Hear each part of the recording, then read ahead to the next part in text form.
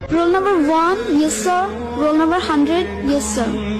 অতঃপর শেষবারের মতো বন্ধ হলো হাজিরা খাতাটা।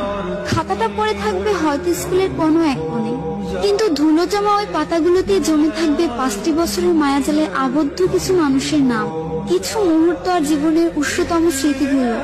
কোনো একদিন এভাবেই শেষ হয়ে যাবে আমাদের স্কুল জীবন। আগে স্কুলে যাওয়ার জন্য কত বাহানা, কত অজুহাত খুঁজতাম।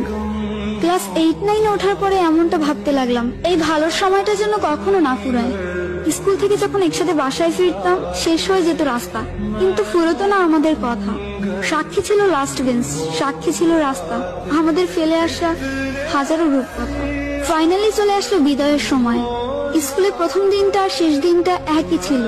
চোখে জল ফেলেছিলাম 2 দিনই, কিন্তু কারণটা ছিল একেবারে আলাদা। একটা যাবার আনন্দ আর একটা বিদায়ের ব্যথা। হঠাৎ পুরনো স্ট্যাটাস গুলো ঘেটে দেখবেন, কমেন্ট করা অনেক বন্ধুই আপনার এফবিতে নেই, এমনকি আপনার লাইফেও নেই।